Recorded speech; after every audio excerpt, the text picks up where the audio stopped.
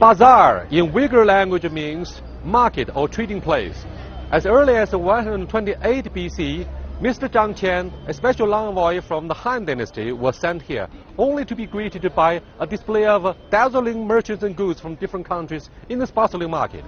Of course, he was very surprised. Today at the Urumqi Grand International Bazaar, I'm very happy to be joined here by David Mahon and Anna Tangen. They're very busy looking around. Let's find out what they've got.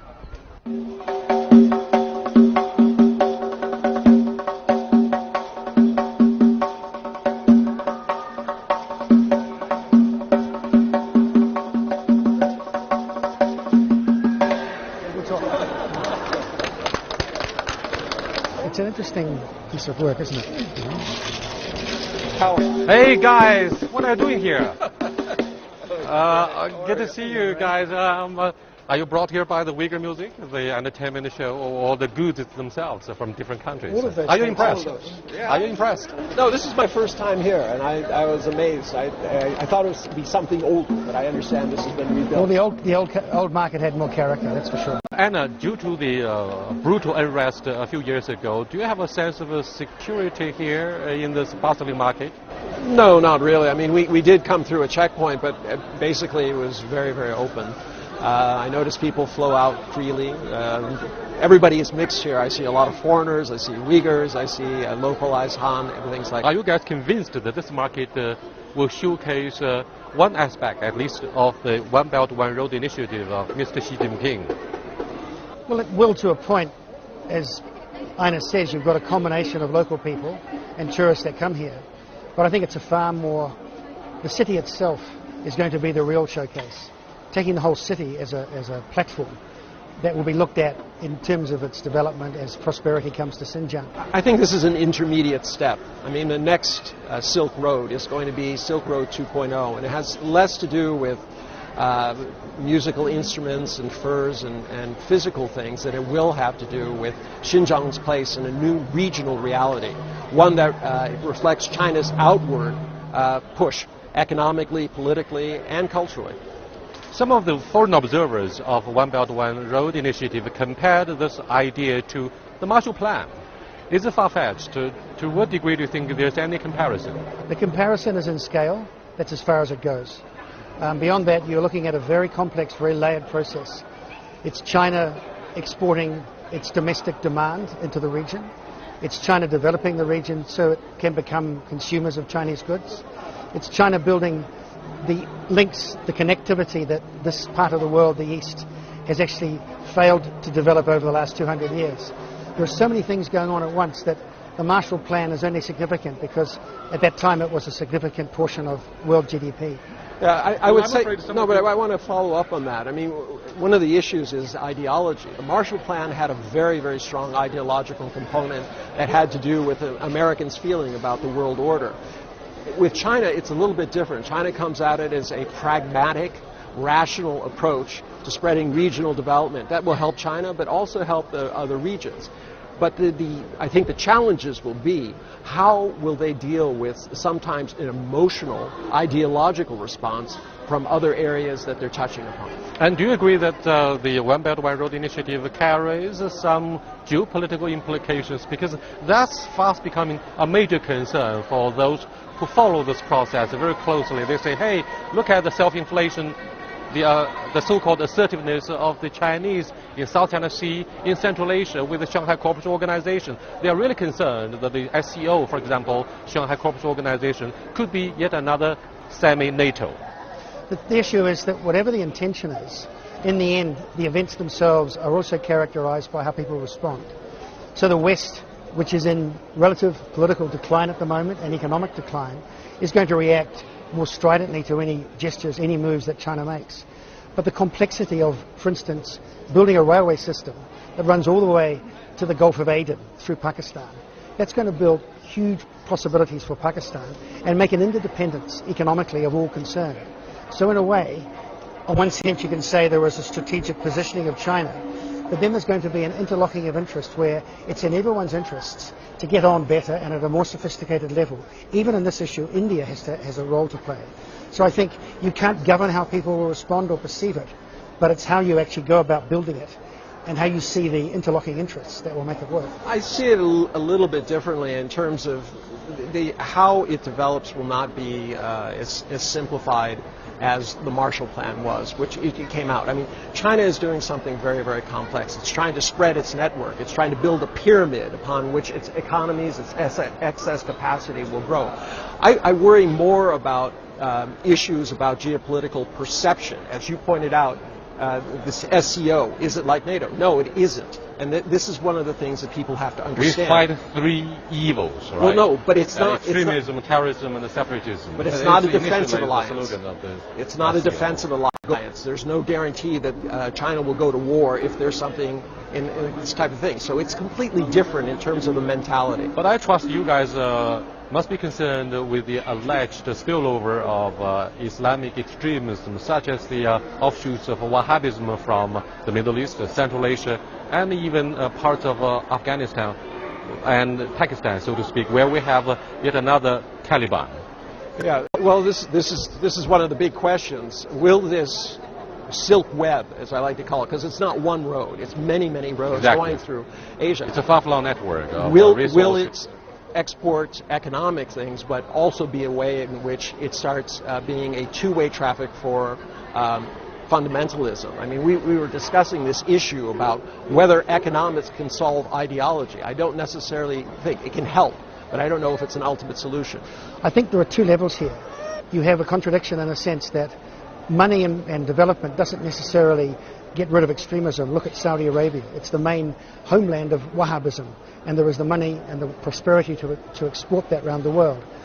Where China can focus, which I think it can do very well, is get the local issues right, which are more about culture. They're more about ordinary human development. The issues here are not huge to understand, and China has the means to actually resolve the current problems. What comes from outside then will be well protected, because you'll have a much more unified Xinjiang and a more integrated relationship with Uyghurs and Kazakhs and others that live here.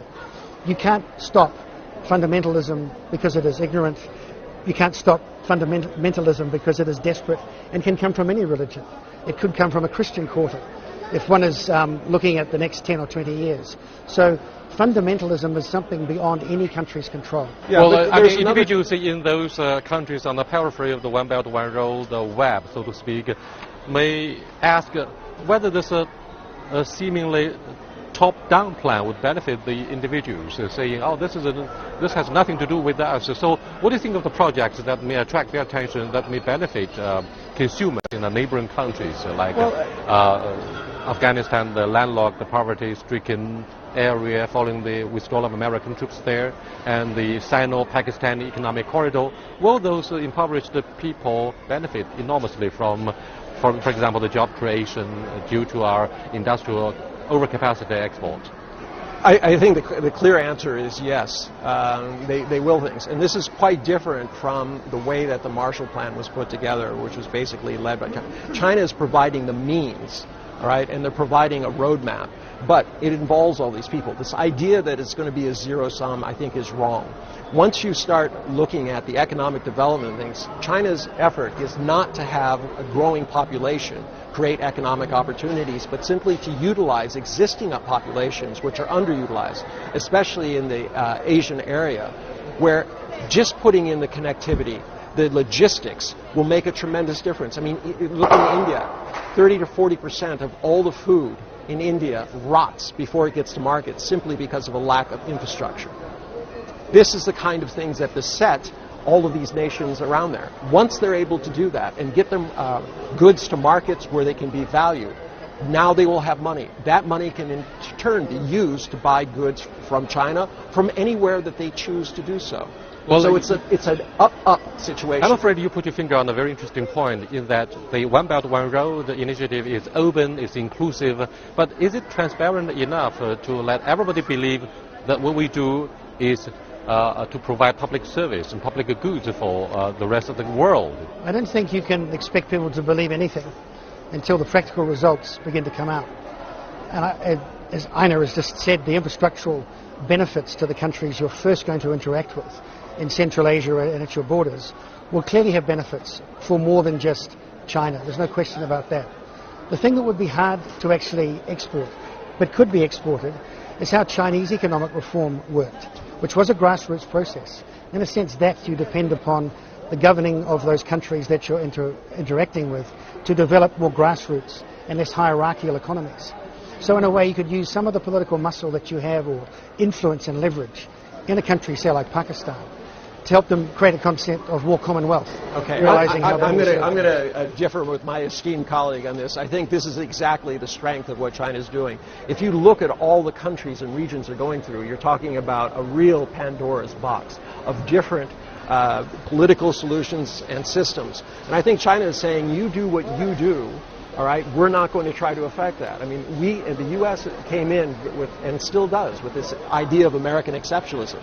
I think that is currently absent from China, and that's a strength. You guys have lived in and worked in China for years. You have your own businesses here in Beijing, not in Xinjiang. But to what degree do you think the One Belt One Road initiative will create job opportunities, and it's not just an abstract conceptual definition?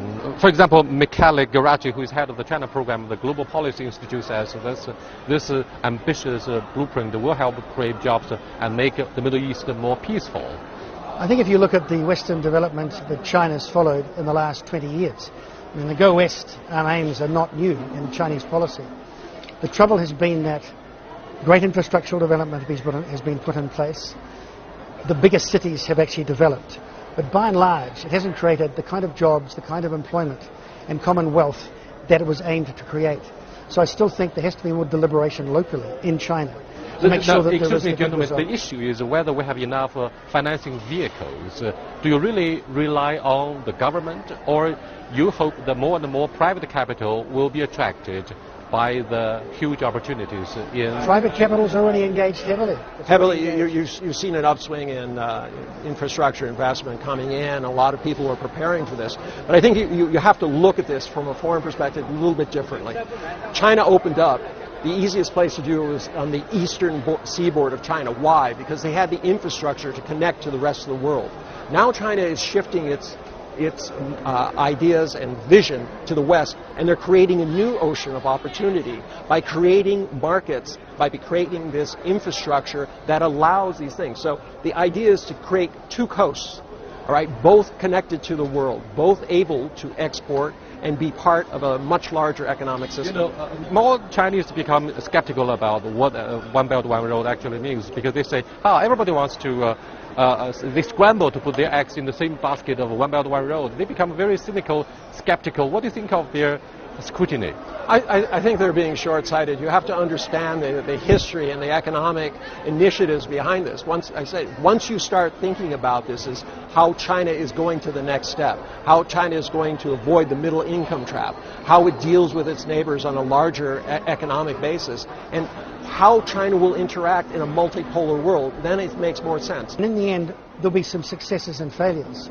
But this infrastructure, as Ines described, you're developing a whole new set of portals to the rest of the world. You think this is yet another gold rush for those who seize the opportunity to jump on the wagon of Not a gold rush necessarily. The Belt and Road Initiative? These are very steady, very focused projects with very deliberate objectives, which have very quantifiable spin-offs economically in the countries that are involved. So initially, that will silence the critics. And down the road, you can't control what happens because you're dealing with other people's countries. China is already an example of economic reform, and many countries are looking to it, even India, who's probably 30 years behind China at this stage. So I think we don't have to worry too much about the skeptics. We have to worry about the practical steps. These are very steady, very focused projects with very deliberate objectives, which have very quantifiable spin-offs economically in the countries that are involved.